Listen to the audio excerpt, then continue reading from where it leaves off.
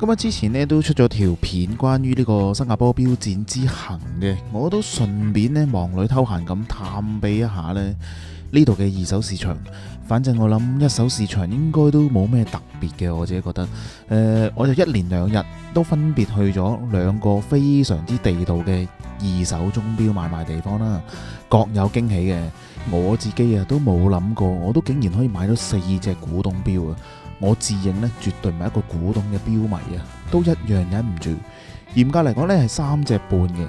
想知道我去咗邊度，又買咗邊啲錶呢？記得睇到最尾啦。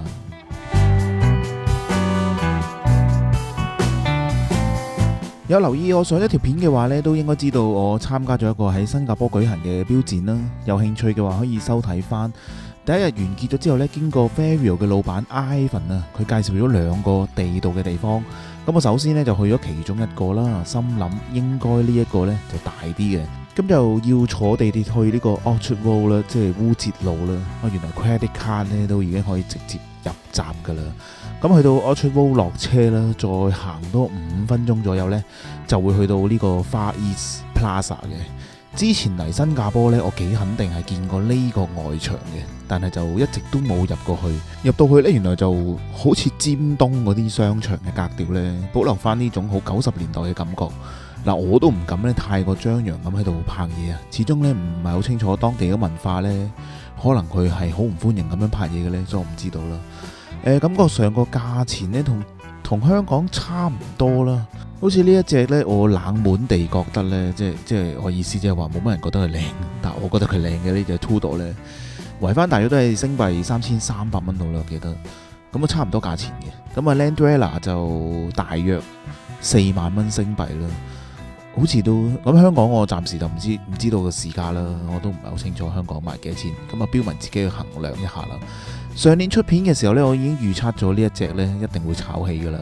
有觀眾留言質疑添，咁梗係炒得起啦。其實咁事實證明真係炒起咗啦。大家可以重溫翻嗰條片。而我專登都留意一啲冷門款啦，爭啲真係考慮入手呢一隻 Zenith 嘅 Pilot 送俾我老婆，印象大約4800蚊星幣到啦。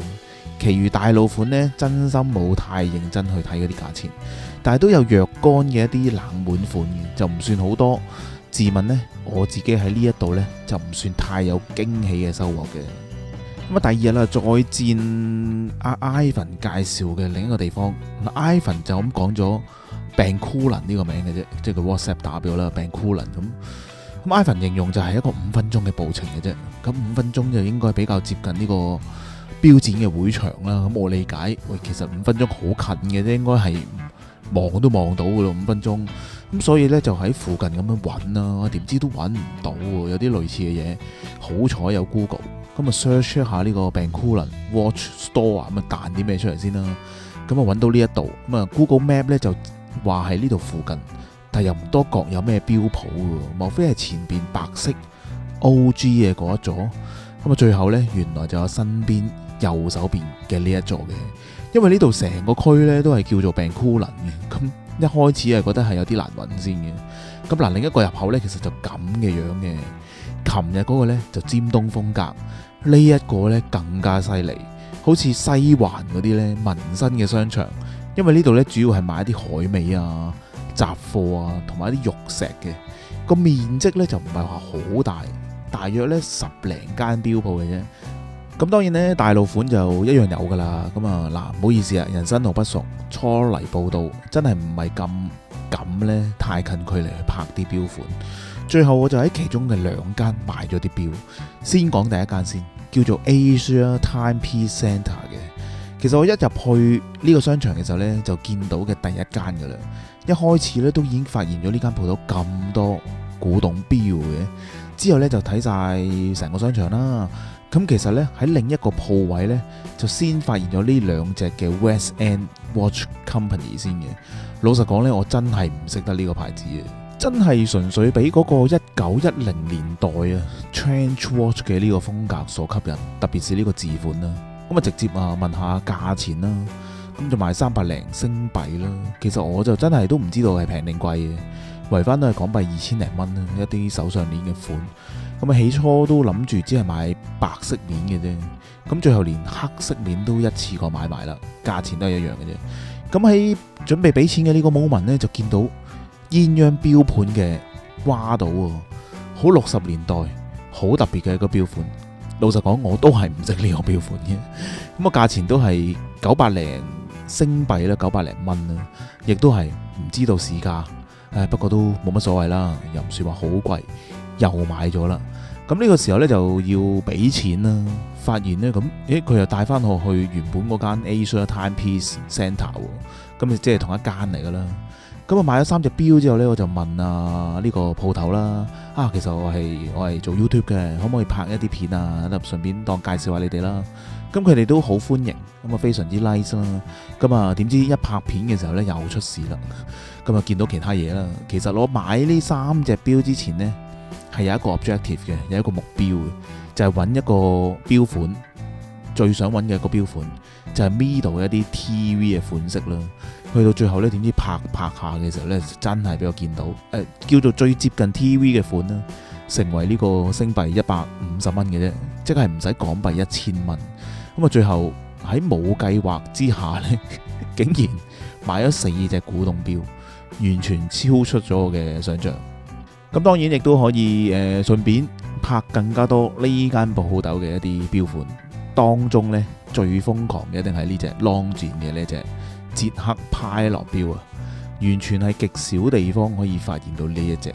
有興趣嘅話呢，都可以上翻佢哋嘅網站睇下其他嘅錶款。而喺呢度呢，亦都發生咗一個少少嘅插曲啦。喺另一間呢，叫做 Grandeur Time 呢，就發現咗一隻起碼我未見過嘅 Longines 嘅 Spirit 全黑色嘅版本。咁我就之後無意中喺 Facebook 都 post 咗一下啦，即係話見到啲咩錶款啦。點知呢，真係有一位師兄呢，佢就 message 咗我啦，問我可唔可以幫手買呢一隻 Longines 啊。咁當時其實印象都已經6點零鐘，我都翻咗呢個錶展嘅會場。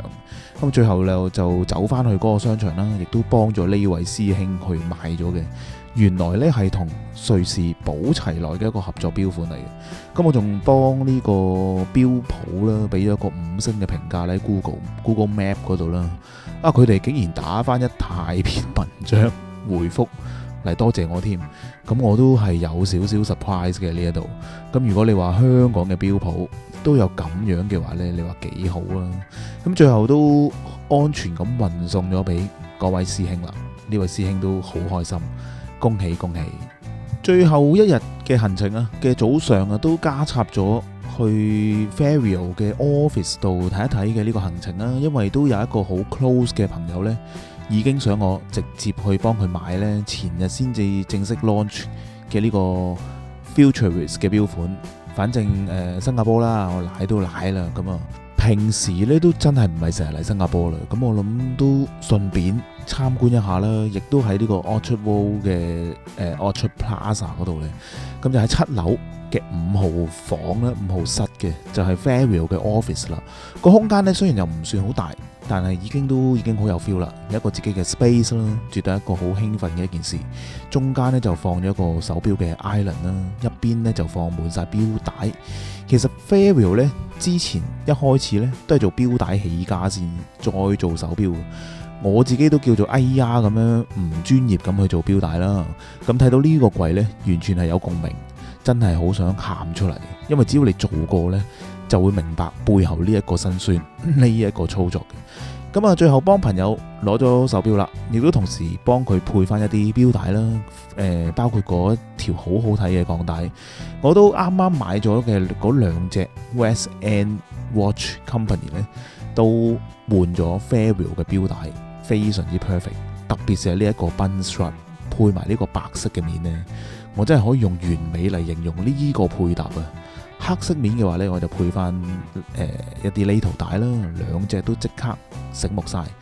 咁Ferio加油啊 ！Ivan 亦都加油啊！我都好睇好你哋，希望你哋更上一層樓啦〜總結一下2日嘅探索啦，時間唔係好多，得2日。第一日嘅 Far East Plaza 呢，我覺得除非你有相熟嘅商家啦，或者一啲指定嘅款式啦，咁我覺得價錢其實同香港差唔多啦。如果你本身經過呢個 Orchard Road 咧，烏節路呢，咁都經過嘅話，值得嚟睇下嘅，嚟尋下寶嘅。大路款嘅話呢，我覺得感覺上就冇乜太大嘅分別。咁你話Bencoolen嘅話呢，即係第2日嗰個啦，古董錶嗰個呢，個地方確實就冇咁方便嘅，即係佢近嗰個 Bugis 嗰個站啦。但起碼夠晒集中喺一個唔係好大嘅商場入邊，特別是呢個 Asia Timepiece Centre 呢，呢一間鋪頭嘅收藏量呢，真係有少少誇張，已經值回票價嘅。我覺得如果你中意手錶嘅話呢，就算唔係一個古董嘅錶迷呢，好似我咁呢，都一樣會大開眼界。如果兩個地方推介嘅話呢，我諗我都係會推介翻Bencoolen呢度，起碼我都會有一種唔想走嘅感覺。我發現都有唔少新加坡嘅觀眾都有睇我嘅 channel， 歡迎你哋亦都 comment 一下，或者補充翻我哋更加多一啲我哋仲未知道嘅地方。希望你中意今集嘅分享，亦都記得多啲留言，下一次我哋再探索一啲更加多嘅地方。拜拜。